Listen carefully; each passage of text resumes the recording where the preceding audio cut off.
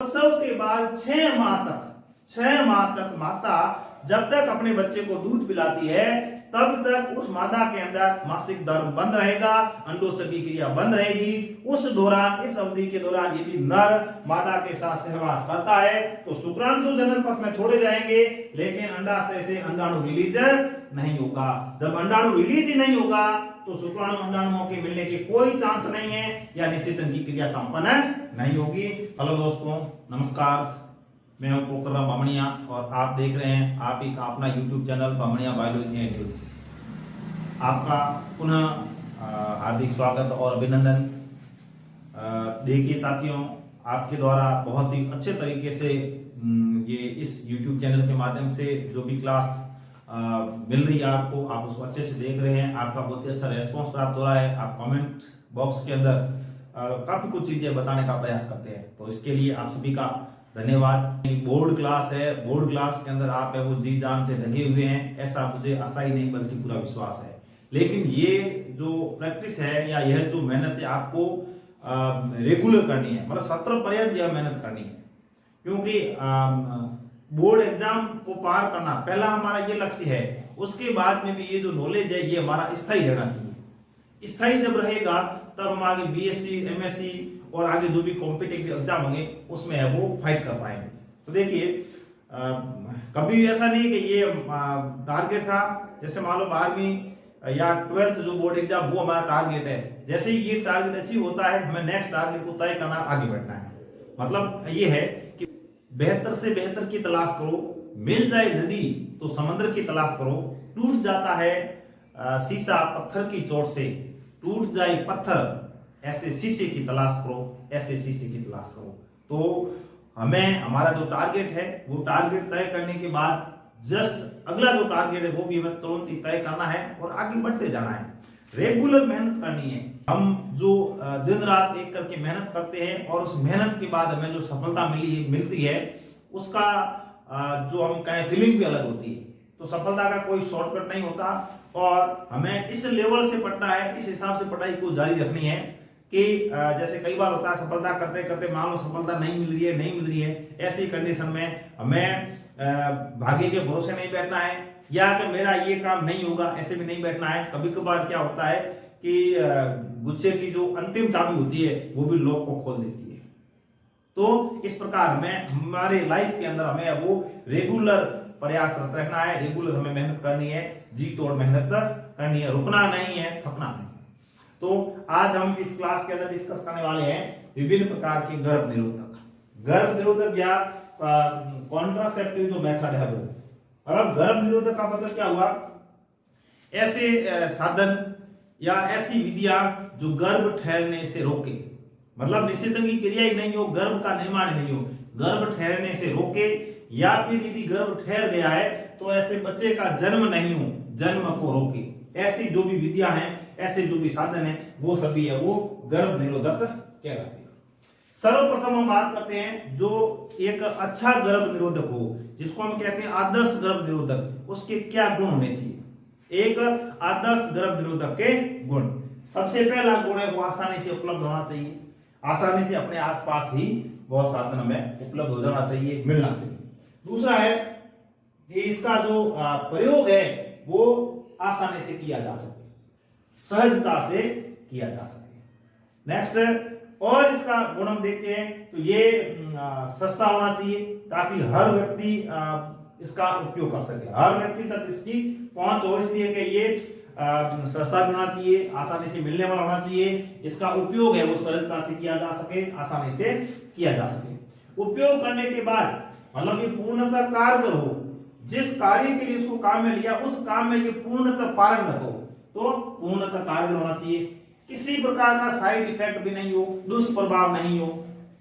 एक ऐसा गर्भ निरोधक जिससे कोई दुष्प्रभाव नहीं है उसको हम आदर्श गर्भ निरोधक कहेंगे। और जो यौन क्रिया करते हैं या हमारी जो यौनिक इच्छा है या जो मैथुन क्रिया है उसमें किसी भी प्रकार की बाधा उत्पन्न नहीं करे। एक ऐसा गर्भ निरोधक आदर्श गर्भ निरोधक होगा या अच्छा गर्भ निरोधक होगा जिसमें ये लक्षण पाए जाते हैं। पहला लक्षण क्या है कि ये आसानी से उपलब्ध होना चाहिए, फिर ये सस्ता होना चाहिए, सहजता से इसका उपयोग किया जा सके, पूर्णतः काम में ये कारगर होना चाहिए और किसी भी प्रकार का साइड इफेक्ट नहीं हो, और जो यौन क्रिया है या जो यौन करने की जो इच्छा है या जो मैथुन क्रिया है उसमें किसी भी प्रकार की बाधा उत्पन्न नहीं करे। ऐसा जो गर्भ निरोधक होता है उसको आदर्श या उत्तम क्वालिटी का गर्भ निरोधक कहा जाता है। इस प्रकार के गर्भ निरोधक उपायों के बारे में बात करें तो गर्भ निरोधक या गर्भ को रोकने के लिए, अनचाहे गर्भ को रोकने के लिए, अनचाही संतान जन्म नहीं दे इसको रोकने के लिए विभिन्न प्रकार के जो उपाय है इनको हम दो भागों में बांटते हैं। एक तो है अस्थायी उपाय और दूसरे है स्थायी उपाय। तो अस्थायी उपाय में क्या होगा, शुक्राणु और अंडाणु को मिलने के लिए रोका जाता है। शुक्राणु और अंडाणु को मिलने के लिए रोका जाता है तो उसमें कोई साधनों का उपयोग करते हैं, जैसे मान लो कंडोम का उपयोग कर दिया, कॉपर का उपयोग कर दिया, तो ये सब अस्थायी रूप में आएंगे। मतलब जब तक हम चाहते हैं तब तक रोक सकते हैं, जब हम चाहेंगे तब इन साधनों का उपयोग नहीं भी करें। मतलब जब संतान की आवश्यकता नहीं है तब तक इन साधनों का उपयोग किया जा सकता है, और जब लगता है कि अब हमें एक संतान चाहिए उस समय इन साधनों का उपयोग नहीं भी किया जा सकता। ये अस्थायी रूप से कार्य करते हैं। और दूसरा है स्थायी उपाय। अब ये परमानेंट इलाज हो जाएगा। मान लो कोई ऐसा दंपति है जिसको संतान की आवश्यकता नहीं है, वो चाहता है कि हमारे संतान नहीं हो, तो ऑपरेशन करके क्या करेंगे, शुक्राणु और अंडाणु को मिलने के लिए, शुक्राणु के लिए जो शुक्रवाहिनी होती है, अंडाणु के लिए जो अंडवाहिनी होती है, इनको बीच में से काट कर बांध दिया जाता है। मतलब इसमें शुक्राणु अंडाणु को मिलने से परमानेंटली रोक दिया जाता है, स्थायी रूप से बंदोबस्त कर दिया जाता है कि शुक्राणु अंडाणु कभी मिले ही नहीं। और इसमें हमारी इच्छा के ऊपर है कि जब तक हमें जरूरत है कि भाई हमें संतान नहीं चाहिए तब तक आप इनका उपयोग कर सकते हो, और बाद में लगता है कि अब हमें संतान की आवश्यकता है उस समय ये साधन आप है वो काम में नहीं भी है। तो ये अस्थायी है और वो स्थायी। पहले हम बात करते हैं अस्थायी उपाय। अस्थायी उपाय के अंदर सबसे पहले प्राकृतिक विधि। प्राकृतिक विधि में मतलब ये होगा कि नर मादा के साथ सहवास तो करेगा, लेकिन ऐसी विधि अपनाए, ऐसी तकनीक अपनाए कि जो शुक्राणु अंदर जा रहा है, जो शुक्राणु मादा के जनन भाग के अंदर जा रहा है, वो अंडाणु से मिले नहीं, मतलब उसका अंडाणु से संपर्क नहीं हो। नर के द्वारा सहवास करने के बावजूद भी शुक्राणु और अंडाणु का मिलना नहीं हो। तो ऐसी कंडीशन में क्या होगा, जब मादा के अंदर अंडोत्सर्ग की क्रिया हुई है तो अंडाणु का रिलीज हुआ है, अंडाणु का उत्सर्ग हुआ है। हमें पता है कि मादा के अंदर अंडाणु है, मादा के जनन पथ में अंडवाहिनी में अंडाणु पाया जाता है, तो उस समय हम सहवास से बचे। तो सहवास से बचकर हम क्या कर सकते हैं, गर्भ निरोध कर सकते हैं या गर्भ ठहरने से बच सकते हैं। तो इस तरह से अब ये भी जो विधि है ये हमारी इच्छा के ऊपर डिपेंड करती है। और ये जो प्राकृतिक विधि होती है ये 3 प्रकार की होती है। कितने प्रकार की होती है, 3 प्रकार की होती है। नंबर 1 इज आवधिक संयम, बाह्य स्खलन, स्तनपान अनावृत। देखो ये तीनों ही विधि है वो प्राकृतिक विधि है। हम प्राकृतिक रूप से शुक्राणु और अंडाणु को मिलने से रोक सकते हैं। देखिए नंबर 1 आवधिक संयम। आवधिक संयम का मतलब है इसमें व्यक्ति को संयम बरतने की जरूरत है। संयम बरतने से भी हमें वो निषेचन की क्रिया को रोक सकते हैं। कैसे, देखिए हमने पूरा जो ऋतुस्राव चक्र है उसके बारे में पढ़ा था। 4 प्रकार की इसमें प्रावस्थाएं पाई जाती है। आर्तव प्रावस्था है, फिर पुत्र की प्रावस्था है, अंडोत्सर्ग है और उसके बाद में पीत प्रावस्था। इस तरह से हमने 4 प्रावस्थाएं पढ़ी थी और उसमें हमने ये बात की थी कि जो ये आर्तव चक्र है ये 28 दिन का होता है और इसके ठीक मध्य में जो 14वां दिन है उस दिन क्या होता है, अंडोत्सर्ग होता है या ओव्यूलेशन होता है। तो अंडोत्सर्ग कब होता है, 14वें दिन होता है। अब 14वें दिन अंडोत्सर्ग हुआ, इसका मतलब 14 ± 2 ये जो अवधि है इसको हम क्या कहते हैं, निषेचीय अवधि। इसके बारे में हमने वहीं पर बात की थी। तो निषेचीय अवधि किसे कहेंगे, निषेचीय अवधि हम कहेंगे 11 से लेकर 17वां दिन जो मासिक धर्म है उसका 11 से लेकर जो 17वां दिन है इसको हम कहते हैं निषेचीय अवधि। निषेचीय अवधि क्यों कहते हैं, क्योंकि इस दौरान यदि नर और मादा सहवास करते हैं या नर मादा के साथ मैथुन क्रिया करता है तो क्या होगा, अंडोत्सर्ग होगा, उधर से अंडाणु आ जाएगा और मैथुन क्रिया के द्वारा यदि शुक्राणु चले गए तो इनके मिलने के या इनके निषेचन की संभावना 100% रहती है। मतलब प्रबल संभावना रहती है, इसलिए इसको हम निश्चित अवधि कहते हैं। मान लो किसी दंपति को संतान की आवश्यकता नहीं है। अब संतान की आवश्यकता नहीं है, इसका मतलब क्या हुआ कि वह दंपति इस अवधि के दौरान संभोग की क्रिया नहीं करे। वह दंपति इस अवधि के दौरान या निषेध अवधि के दौरान सहवास की क्रिया नहीं करे या सहवास से बचे, तो ये है वो निषेचन नहीं होगा।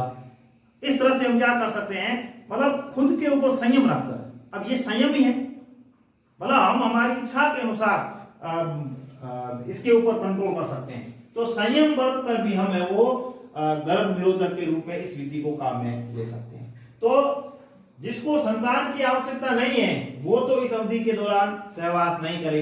और मान लो एक ऐसा कोई दंपति है जिनको संतान की जरूरत है, संतान की आवश्यकता है, उनको संतान नहीं हो रही है, तो ऐसे दंपति इस अवधि के दौरान सहवास की क्रिया करे, तो क्या होगा, उनको तो संतान की प्राप्ति हो जाएगी, और जिसको जरूरत नहीं है उनमें संतान प्राप्त नहीं होगी और उनमें निषेचन की क्रिया नहीं होगी।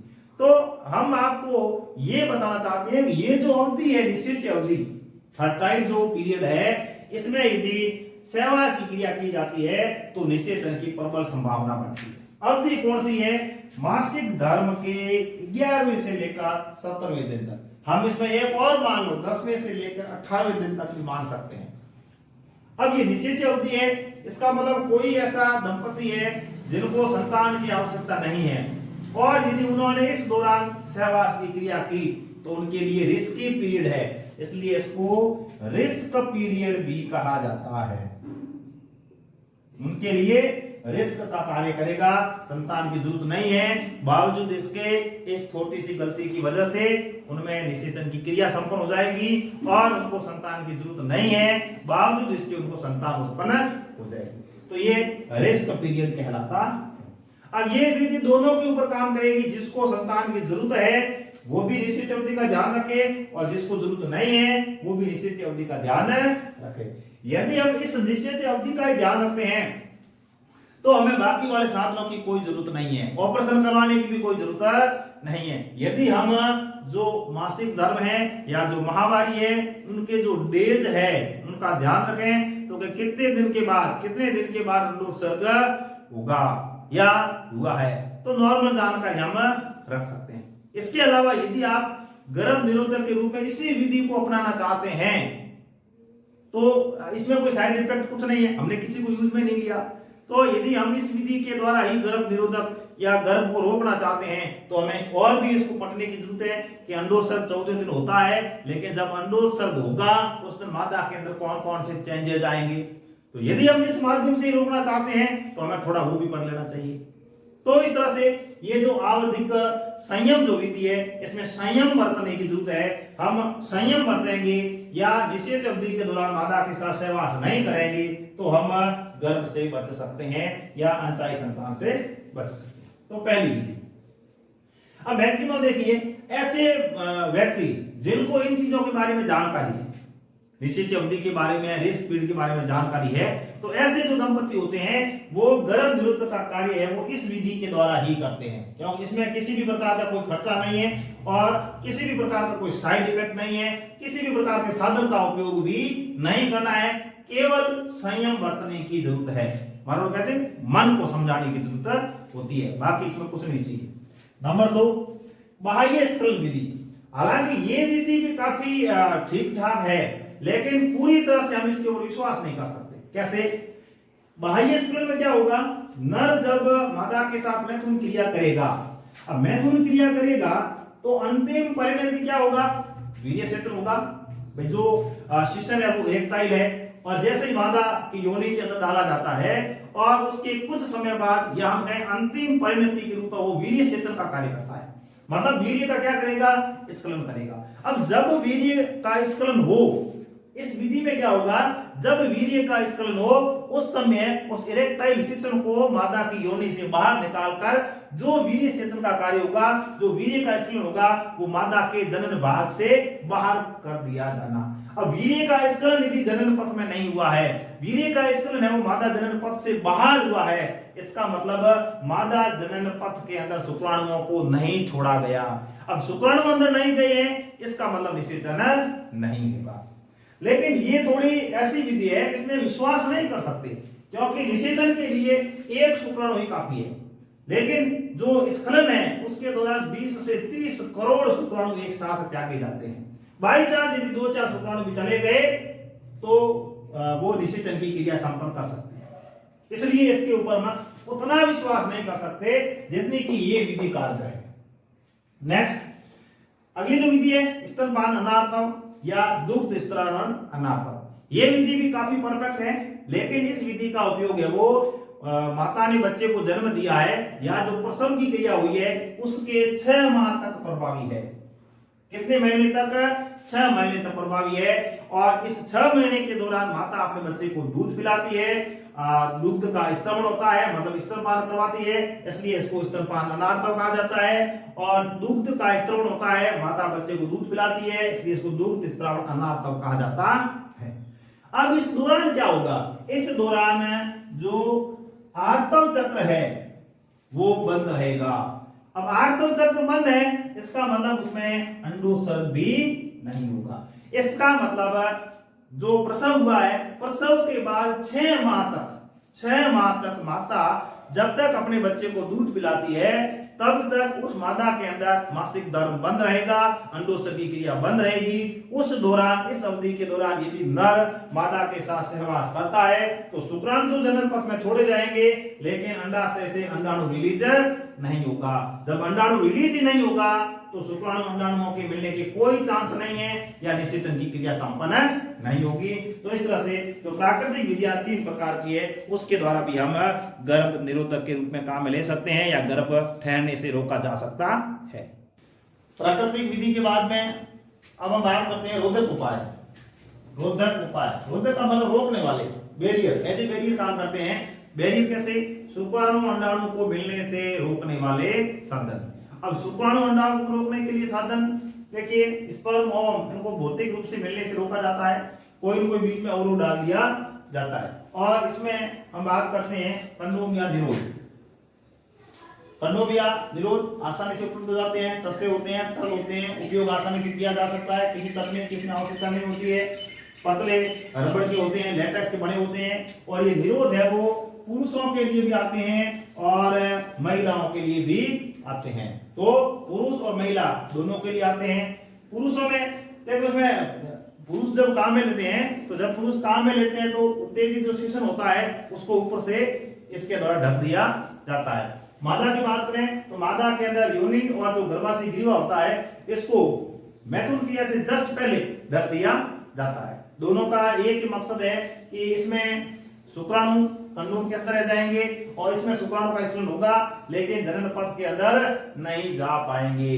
तो जो अंडाणु मादा के शरीर के अंदर है और शुक्राणु जो कि बाहर से गया है, इन दोनों के बीच में यह बैरियर के रूप में काम करता है, अवरोध के रूप में कार्य करता है और इन दोनों को है वो भौतिक रूप से मिलने से रोकता है। अब कंडोम या निरोध को हम काम में लेते हैं तो इससे क्या होगा? शुक्राणु मादा के जनन भाग में नहीं घुस पाते हैं। जब तक ये जनन पथ में नहीं घुसेंगे तब तक शुक्राणु अंडाणु का मिलना नहीं होगा।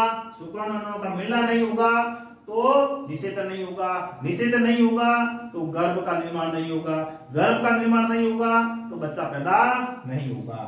अब देखिए वर्तमान की बात करते हैं तो जो कंडोम या जो निरोध है इनका प्रचलन बढ़ा है। बढ़ने के कई कारण हैं कि वर्तमान के अंदर जो एड्स जैसे HIV रोग है या हम कहें कि यौन संचालित जो रोग होते हैं वो इसके उपयोग से नहीं होते हैं, या जो यौन संचालित रोग है उनमें जो कंडोम है या निरोध है वो नहीं हो पाते हैं। तो देखिए इनका जो कंडोम या निरोध इनसे क्या लाभ है?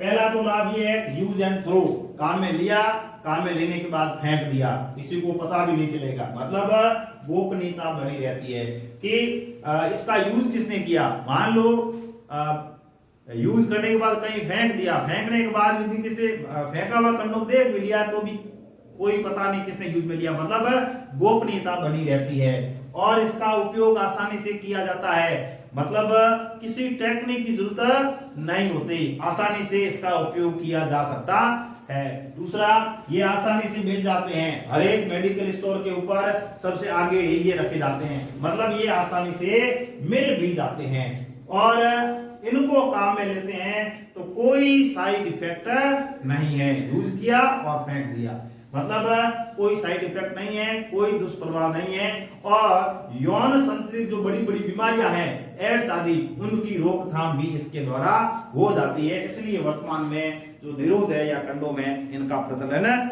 बढ़ा है। तो कंडोम या निरोध के बाद में जो रोधक उपाय के रूप में हम डायाफ्राम, गर्भाशय ग्रीवा टोपी या वाल्ट, इसका भी उपयोग किया जाता है।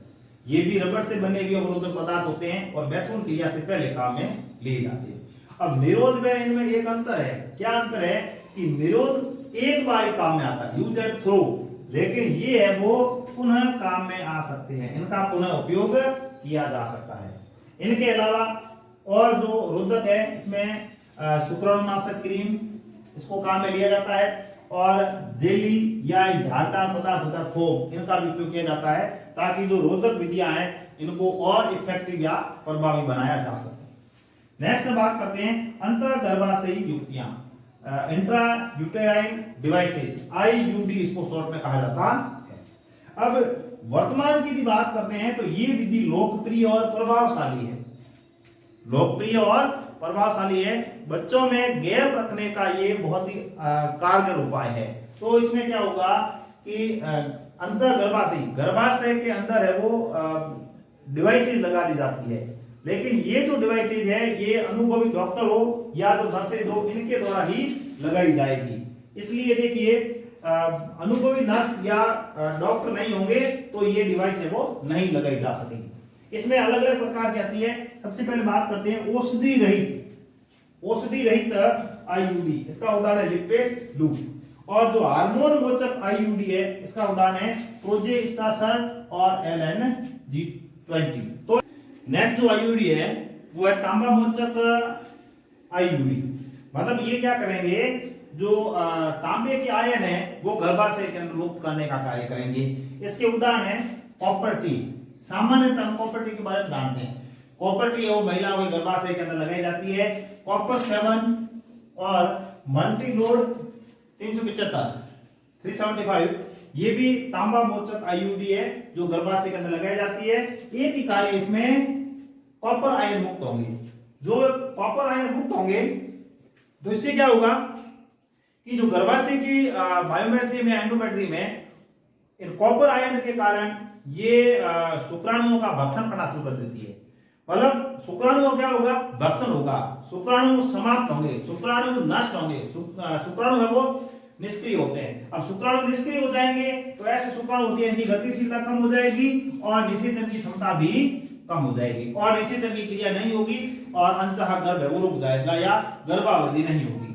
इसके अलावा ये जो Cu+ आयन है, कॉपर आयन है, ये गर्भाशय के अंदर रोपण के लिए जो क्या कहते हैं माहौल होता है या जो वातावरण होता है वो अनुपयुक्त बना देते हैं। एक होता है उसके लिए पॉजिटिव वे में काम अनुकूलित, तो अनुकूलित नहीं है उसके लिए अनुपयुक्त बनाने का कार्य करते हैं जिससे रोपण की क्रिया भी नहीं होती। इसके अलावा जो गर्भाशय की ग्रीवा है वो शुक्राणुओं की विरोधी बन जाती है, शुक्राणु विरोधी बन जाती है। इससे शुक्राणु जैसे आएगा फेगोसाइटोसिस की क्रिया के द्वारा शुक्राणुओं को निगल लिया जाएगा। तो इस तरह से ये शुक्राणु है वो आगे अंडाणु तक नहीं पहुंच पाते। वर्तमान समय की यदि बात करें तो ऐसी महिलाएं जो बच्चों में गैप रखना चाहती है या कुछ समय के लिए गर्भावधि या सगर्भता नहीं चाहती है, बच्चे नहीं चाहती है, ऐसी महिलाएं हैं उनका अधिक उपयोग करती है और जरूरत नहीं हो उस समय इसको बाहर निकाल दिया जाता है। जैसे मान लो किसी ने 4 साल 5 साल तक रखा, उसके बाद जरूरत नहीं है कि अब हमें संतान प्राप्त करनी है, उस समय ये जो आईयूडी होते हैं, कॉपर होते हैं, इनको बाहर निकाल दिया जाता है। जब ये लगाए जाते हैं उस समय एक जो प्लास्टिक का तार है उससे ये बंधे होते हैं और एक प्लास्टिक का जो तार है ये योनि के अंदर रहता है। जब इनको निकालना हो तब उस प्लास्टिक के तार को खींचकर हम बाहर निकाल सकते हैं। लेकिन ये लगाने का काम और निकालने का काम है वो डॉक्टर के द्वारा किया जाता है या फिर जो ट्रेंड नर्सेज होती है उनके द्वारा यह काम किया जाता है। अनुभवहीन व्यक्ति ये काम नहीं करते हैं और यदि करते हैं तो किसी भी प्रकार की समस्या हो सकती है। नेक्स्ट बात करते हैं अगले जो गर्भ निरोधक हमको हम कहते हैं मुखीय गर्भ निरोधक, मतलब इसमें जो आती है टैबलेट या पिल्स, गोलियां आती है, और ये जो गोलियां होती है महिलाएं काम में लेती है, इसको महिलाओं के द्वारा ली जाती है। अब ये जो टैबलेट होती है या जो गोली होती है, इसके अंदर मादा के अंदर पाए जाने वाले हार्मोन प्रोजेस्टेरॉन और एस्ट्रोजन, इनका संयोजन होता है। ये दोनों मिक्स कर दिए जाते हैं, मिक्स करके उस टैबलेट के अंदर डाल दिए जाते हैं, और जब मादा टैबलेट को लेती है तो ये जो हार्मोन है प्रोजेस्टेरॉन एस्ट्रोजन, इनका लेवल क्या होगा, बढ़ जाएगा। जब इनका लेवल बढ़ जाएगा तो उनके शरीर के अंदर जो एफएसएच है और एलएच है, इनका लेवल हो जाएगा कम। जब इनका लेवल कम होगा तो क्या नहीं होगा, अंडोत्सर्ग नहीं होगा। अंडोत्सर्ग नहीं होगा तो फिर आगे वाली प्रोसेस भी नहीं होती है। तो इस तरह से जो ये टैबलेट होती है, ये 21 दिन तक है वो डेली उपयोग में की जाती है। 21 दिन तक रेगुलर इसका उपयोग किया जाता है। ये सहेली नामक जो गर्भ निरोधक गोली है, इसका विकास CDRI लखनऊ के द्वारा किया गया। बोर्ड एग्जाम की दृष्टि से बहुत ही इंपॉर्टेंट क्वेश्चन है। Central drug research institute Lucknow के द्वारा सहेली नामक टैबलेट का विकास किया गया, और ये जो टैबलेट है ये सप्ताह में एक बार ली जाती है, और नॉन स्टीरॉयड टैबलेट है। नॉन स्टीरॉयड टैबलेट है, नॉन स्टीरॉयड है, इसका मतलब इसका साइड इफेक्ट बहुत कम है, और ये अधिक कारगर है। अधिक कारगर का मतलब क्या है, उच्च निरोधक क्षमता है। उच्च निरोधक क्षमता इसकी होती है। किसकी होती है, सहेली की होती है। तो वर्तमान में सहेली की बात करें तो बहुत ही अलग या स्पेशल टैबलेट है, जो गर्भ निरोधक गोली के रूप में हम काम में लेते हैं। नेक्स्ट हम बात करते हैं अंतरोग द्वारा। अंतरोग द्वारा इसका मतलब है कि इस विधि के द्वारा जो हार्मोन है, जैसे मान लो प्रोजेस्टेरॉन हो सकता है, एस्ट्रोजन हो सकता है, या इन दोनों का संयोजन भी हो सकता है, इसको हम एक टीके के माध्यम से जो त्वचा है, त्वचा के नीचे की ओर इम्प्लांट करवाए या अंतर्रोग करवाते हैं। अब इसका हम उपयोग कब करते हैं, इसका उपयोग करते हैं यदि किसी महिला के साथ बलात्कार हो जाए और सगर्भता की स्थिति उत्पन्न हो जाए, या कोई लापरवाही पूर्ण कोई मैथुन क्रिया किसी के साथ की गई है, या फिर असुरक्षित यौन संबंध किसी के साथ स्थापित किया गया है, और ऐसी कंडीशन में यदि सगर्भता की स्थिति बनती है, तो ऐसी सगर्भता से बचने के लिए हम क्या करते हैं, ये अंतरोग के टीके के द्वारा हार्मोन का संयोजन मादा के शरीर के अंदर प्रवेश करवाया जाता है। अब रेप केस के मामले में तो हम स्पेशल कहते हैं 72 आवर्स तक ये प्रभावी है। जो बलात्कार हो जाता है, बलात्कार से मतलब 3 दिन तक ये प्रभावी है। यदि इसको काम में लिया जाए तो सगर्भता से मादा बच सकती है, इसलिए इसको हम आपातकालीन गर्भ निरोधक भी कहते हैं। जो टीके के द्वारा या जो अंतरोग द्वारा है, इसको हम आपातकालीन गर्भ निरोधक भी कहते हैं। स्थायी उपाय, अस्थायी उपाय अपने पढ़े, देखो प्राकृतिक पढ़े, रोधक पढ़ लिए, मुख के द्वारा लिए जाने वाले टैबलेट के बारे में बात कर दी, IUD के बारे में बात की है, अंतरोग के बारे में बात की। अब बात करते हैं स्थायी उपाय। स्थायी उपाय में परमानेंट इलाज कर दिया जाए। अब इसके लिए नर के अंदर विधि अलग है, मादा के अंदर विधि अलग है। नर के अंदर क्या किया जाता है, ये जो वृषण भाग है, शुक्राणुओं का निर्माण वृषण के अंदर होता है। वृषण के बाद में अधिक वृषण पाए जाते हैं। यहाँ पर जो शुक्राणु है वो संग्रहित रहते हैं, इनका परिपक्वन होता है, और उसके बाद में ये जो शुक्राणु है, ये शुक्रवाहक के द्वारा गति करते हैं, प्रस्थान करते हैं। अब इस समय हम क्या करेंगे, ऑपरेशन के द्वारा ये जो शुक्रवाहक है, इसको बीच में से काट दिया, काट कर बीच में से ऐसे बांध दिया जाता है, दोनों तरफ से, इधर भी।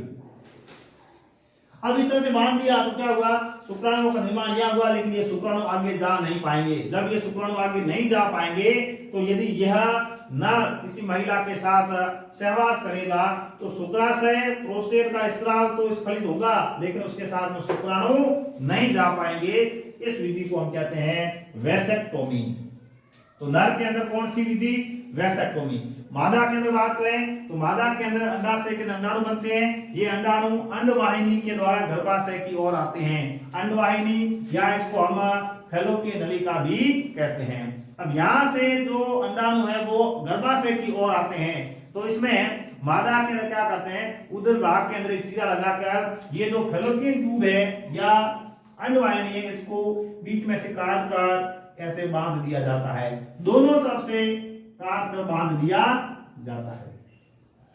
ये जो महिलाओं के अंदर जो प्रोसेस होता है इसको हम कहते हैं ट्यूबेक्टोमी, मतलब ट्यूब को काट कर बांध दिया गया। अब अंडाणु गर्भाशय में नहीं आ पाएंगे।